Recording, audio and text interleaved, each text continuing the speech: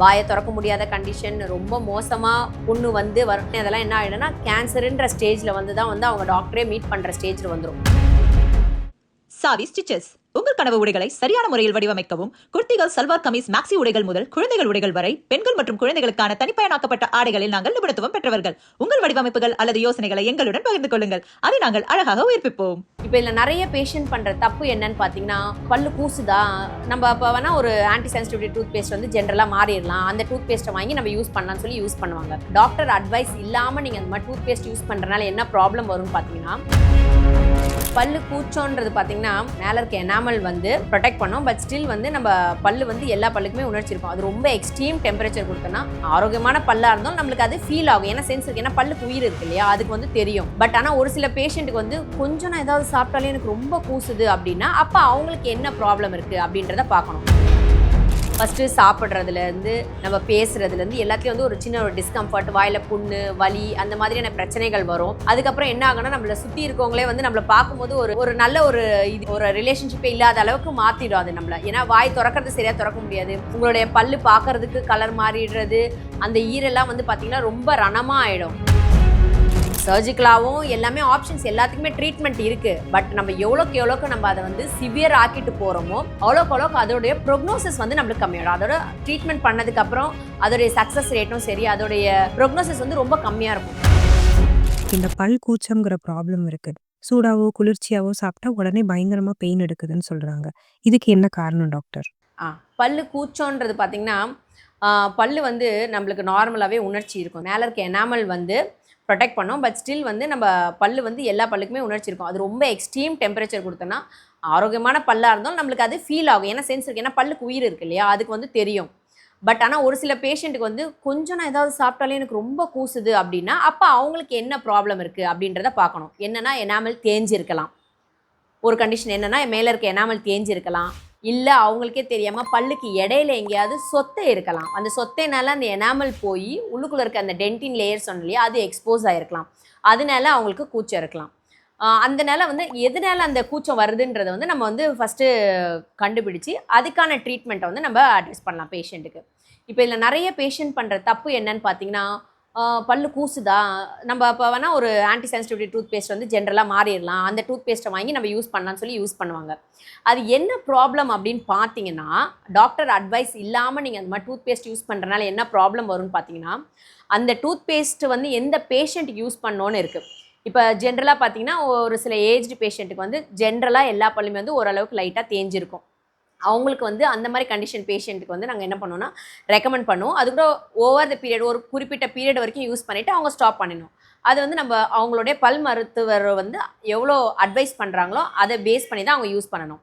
இப்போ இன்னும் சில பேஷண்ட்டுக்கு என்ன ஆகுனா சின்னதாக ஏதாவது சொத்தே இருக்கலாம், இல்லை எங்கேயாவது பல் ஏதாவது லைட்டாக உடஞ்சிருக்கலாம், அதனால கூச்சம் வந்திருக்கலாம். அவங்க என்ன பண்ணுவாங்கன்னா அவங்க பாட்டு அந்த பேஸ்ட் யூஸ் பண்ண அது வந்து என்ன ஆகும் அப்படின்னு பார்த்தீங்கன்னா கூச்சத்தை அடைக்கணும். பட் பல் சொத்தை இருக்குது இல்லையா, அந்த சொத்தை வந்து என்ன ஆகுனா பாக்டீரியா போகாது, அதில் இருக்க பாக்டீரியா என்ன ஆகும்னு பார்த்தீங்கன்னா அது உள்ளுக்குள்ளே அரைச்சிட்டு போயிட்டே தான் இருக்கும். அவங்களுக்கு தெரியவே தெரியாது, அவங்க வந்து அந்த பேஸ்ட் யூஸ் பண்ணி அந்த கூச்சத்தை வந்து கண்ட்ரோல் பண்ணி வச்சுருப்பாங்க. ஸோ ஒன்ஸ் அது உள்ளுக்குள்ளே அந்த டென்டின் லேயரை க்ராஸ் பண்ணி பல்ப்புக்கிட்ட போகவும் என்ன ஆகுனா வலி வர ஆரம்பிக்கும்.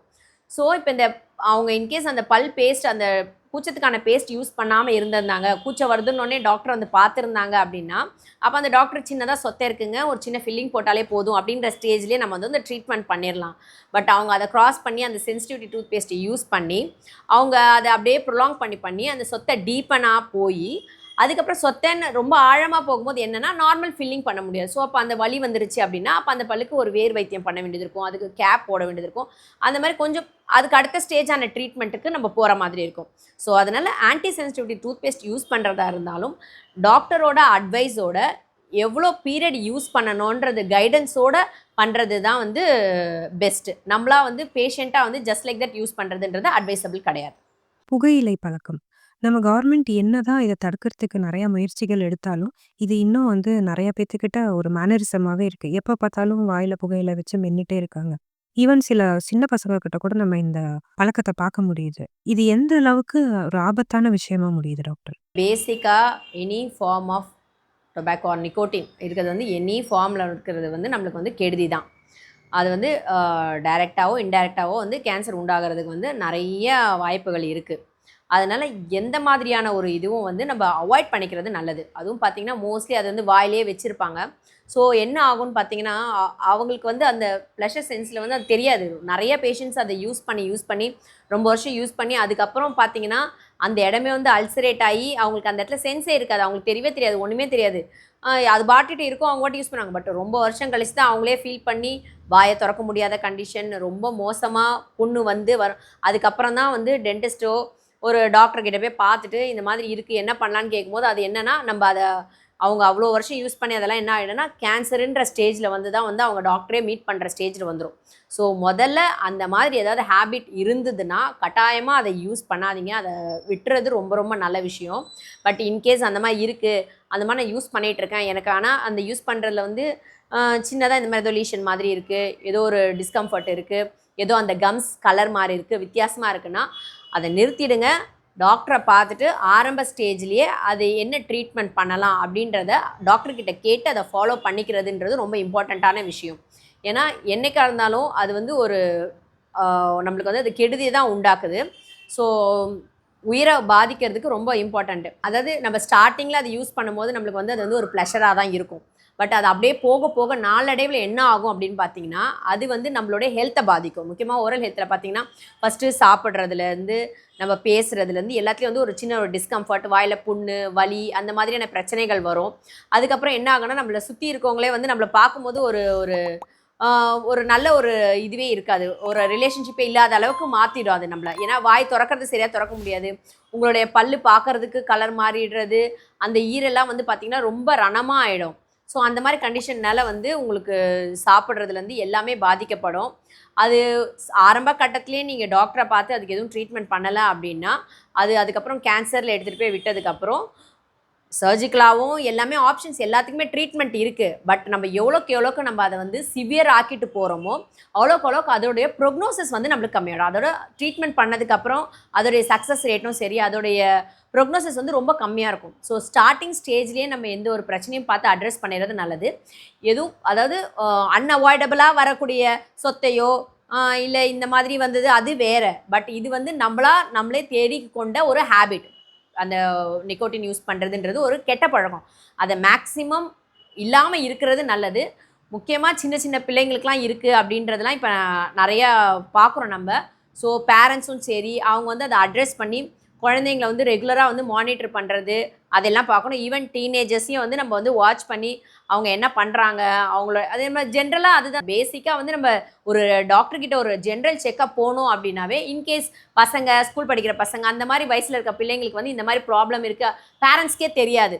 அப்போ அவங்க வந்து டென்டிஸ்ட் கிட்ட போய் ரெகுலர் செக்கப் அவங்கள கூட்டிகிட்டு போய் நம்ம காட்டும் பொழுது அப்போ அந்த டாக்டர் பார்த்துட்டு அவங்க சொன்னாங்க அப்படின்னா அதுக்கு தகுந்த மாதிரி நம்ம பண்ணலாம். அதனால் ரெகுலர் செக்கப்புன்றது ரொம்ப ரொம்ப இம்பார்ட்டண்ட். ஒரு டென்டிஸ்ட் கிட்ட ரெகுலராக போய் வாயை வந்து செக் பண்ணிக்கிறதுன்றது ரொம்ப இம்பார்ட்டண்ட். அதை பண்ணிக்கிட்டிங்கன்னா இந்த மாதிரியான விஷயங்கள்லாம் வரும். முக்கியமாக பேட் ஹேபிட்ஸ் இருக்கிறது அப்படின்றது வந்து ரொம்ப ஒரு தப்பான விஷயம். அதை அவாய்ட் பண்ணிடுறது எவ்வளோக்கு நம்ம அவாய்ட் பண்ணிடுறோமோ அவ்வளோக்கு நல்லது. அதுவும் முக்கியமாக இந்த வளர்ந்து வர பிள்ளைங்க, சின்ன பிள்ளைங்க யூஸ் பண்ணுறதுன்னு வந்து பேரண்ட்ஸ் வந்து கைட் பண்ணி அவங்க கொஞ்சம் கண்ட்ரோல் பண்ணி அவங்க பசங்களை பார்த்துக்கணும். ஈவன் அதுக்காக பெரியவங்க வந்து இதெல்லாம் பண்ணலாமா அப்படின்றது கிடையாது. சின்ன வயசில் பண்ணுறது எவ்வளோத்துமோ அதே மாதிரி தான் பெரியவங்களுக்கும். விவரம் தெரிஞ்சு நம்ம பண்ணும்பொழுது நம்மளே தான் நம்மளை கண்ட்ரோல் பண்ணிக்கணும். ஏன்னா நிறைய பேஷண்ட்ஸ் நாங்கள் பார்க்குறோம். எப்படின்னா அவங்களுக்கு நான் ஃபஸ்ட்டு போட்டுட்டு இருந்தேன் மேடம், ஒரு 10 வருஷமாக நான் வந்து ஹான்ஸு எல்லாமே போட்டுட்டு இருந்தேன். ஆனால் வந்து இப்போ விட்டு நான் ஒரு 5 வருஷம் ஆயிடுச்சு. ஆனால் என்னால் வாயே திறக்க முடியல, எனக்கு சாப்பிட்றதுக்கு கஷ்டமாக இருக்குது, வாய் ஃபுல்லாக எரிச்சலாக இருக்குது, அது மாதிரி நிறைய கண்டிச்சு அவங்க விட்டுட்டாலும் அவங்களுக்கு அதனால் நம்ம எல்லாமே வந்து ஒரு இன்னைக்கு இல்லைனாலும் நாளைக்கு ஃப்யூச்சரில் அதுக்கான ப்ராப்ளம் வந்து நம்ம ஃபேஸ் பண்ண தான் போகிறோம். அதனால் ஸ்டார்டிங்லேருந்தே இந்த மாதிரியான ஒரு கெட்ட பழக்கங்களை வந்து நம்ம நிறுத்திடுறது, அவாய்ட் பண்ணிடுறதுன்றது ரொம்ப நல்ல விஷயம். அது சின்னவங்களாக இருந்தாலும் சரி, பெரியவங்களாக இருந்தாலும் சரி, பேட் ஹேபிட்ஸுன்றதை வந்து நம்ம வச்சுக்க வேண்டாம். சரிங்களா? நல்லா நார்மலாக ஹெல்த்தியாக சாப்பிட்டுட்டு ஹெல்த்தியாக வாயை மெயின்டைன் பண்ணிவிட்டு ரெகுலராக ஒரு பல் டாக்டர்கிட்ட போய் ரெகுலர் செக்கப் பண்ணிவிட்டு எந்த ஒரு சின்ன சின்ன பிரச்சனைகள் வந்தாலும் அதை ஆரம்பத்துலேருந்தே கண்ட்ரோல் பண்ணிவிட்டு மெயின்டைன் பண்ணுறதுன்றது ரொம்ப ஒரு நல்ல விஷயம். அந்த மாதிரி பண்ணிக்கிட்டிங்கன்னா நல்லது. Oral health is the index of the general health. அதாவது நம்ம வாயில் இருக்கக்கூடிய ஹெல்த்தை பேஸ் பண்ணி தான் நம்ம உடம்புலோட ஹெல்த் மெயின்டைன் ஆகும். நம்ம சாப்பிட்ற சாப்பாட்டிலேருந்து ஆரம்பித்து நம்ம சாப்பிட்ற சாப்பாடு நல்லபடியாக செரிமானி ஆகி போனால் நம்ம நல்லா மெல்லணும், நல்லா மென்று சாப்பிட்ணும். ஸோ அதுக்கு நம்மளுடைய பற்கள் நல்லா ஆரோக்கியமாக இருக்கணும். நம்ம பல்லு ஆரோக்கியமாக இருக்கணும்னா அதுக்கு தகுந்த மெயின்டெனன்ஸை நம்ம ரெகுலராக மெயின்டைன் பண்ணி பார்த்துக்கிறதுன்றது ரொம்ப இம்பார்ட்டண்ட்டான விஷயம். அதனால் oral hygiene is very important for every one.